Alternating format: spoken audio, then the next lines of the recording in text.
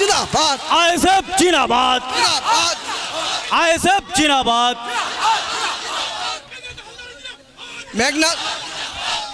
মেঘনাথ বাবুর হাত ধরে কুলতলি কুন্দখালী অঞ্চল থেকে আমাদের যে 20 জন ভাইরা এসছেন তারা আজকে আমাদের আইএসএফ বিশেষ করে আপনারা যারা এসেছেন এই প্রখর রৌদ্রে রমজান মাসে, বিশেষ করে তার আগে এটা পরিচয় দিয়ে দিই। আমার বাড়ি মৌদাপুর ব্লক অন্তর্গত ঢোলাই বাড়ি। তো আমরা ওদিক থেকে খবর দেখি, বিশেষ করে আপনাদের যে সংগ্রাম, ক্যানিংবাসী ভাঙড়বাসী সর্বপ্রথম বিশেষ করে ধন্যবাদ জানাই, আপনাদের সংগ্রামী অভিনন্দন জানাই।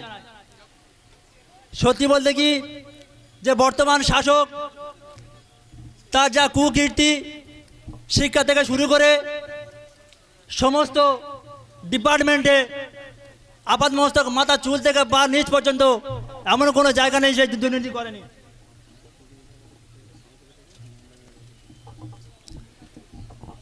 তো সংক্ষেপে আমি শুধু এটুকুই বলবো যে আমাদের যে দলের চেয়ারম্যান, আমাদের সকলের প্রাণপ্রিয় ছোট ভাইজান, তার যে নীতি আদর্শ আজকের দিনে কাকদ্বীপ থেকে কোচবিহার যেখানেই অত্যাচার, যেখানেই জুলুম, যেখানেই অনাচার, সেখানে আমাদের সকলের প্রাণপ্রিয় ছোট ভাইজান হাজির।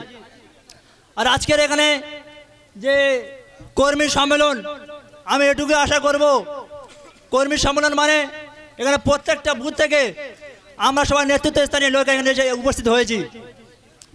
আমাদের এখান থেকে অঙ্গীকারবদ্ধ হতে হবে, কারণ আমাদের মধ্যে উপস্থিত আছেন জয়নগর লোকসভার ভাইজানের মনোনীত প্রার্থী আমাদের শ্রদ্ধেয়, সবার শ্রদ্ধেয় মেঘনাথ স্যার। আমরা মেঘনাথ স্যারের সঙ্গে রাজনীতির জীবনে গিয়ে রাজনীতি করতে গিয়ে দেখেছি যে স্যারের যে নীতি আদর্শ, সত্যি বলতে কি আমি নিজে অত্যন্ত গর্বিত বোধ করছি যে এরকম একজন গোল্ডেন হার্ট ম্যানকে আমাদের সামনে বা আমাদের কাছে উপস্থিত করার জন্য, ছোট ভাইজানকে এবং ছোট ভাইজানকে। তুই এটুকুই বলবো, আমি অন্য লোকসভার ছেলে এখানে একটাই কথা বলবো যে আপনারা সবাই আজ এখান থেকে গিয়ে এক একজন লড়াকু সৈনিক আইএসএফের এইটাই মনে করে সবাই প্রত্যেক বুথ থেকে নিজ দায়িত্ব নিয়ে আমাদের সকলের শ্রদ্ধেয় স্যারকে আমরা এই জয়নগর লোকসভাকে জিতে দিল্লি পার্লামেন্টে পৌঁছে দেবো।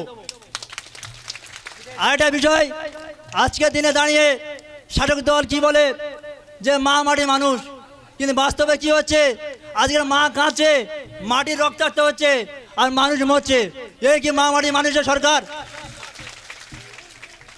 তো আমি শুধু এটুকুই বলবো যে আগামী দিন যেন এখানে আমরা সবাই কাঁধে কাঁধ দিয়ে, যে এখানে যে শাসক দলের যে সন্ত্রাস সব কিছু উপেক্ষা করে সবাই কাঁধে কাঁধ দিয়ে আর ভালো ফল করে আমরা যেন মেঘনাথ স্যারকে দিল্লি পার্লামেন্টে পাঠাতে পারি এবং ছোট ভাইজান বড় ভাইজানকে সেই উপরটুকু দিতে পারি।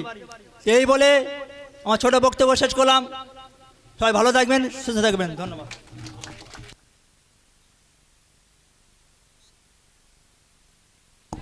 ধন্যবাদ তাজ ভাইকে।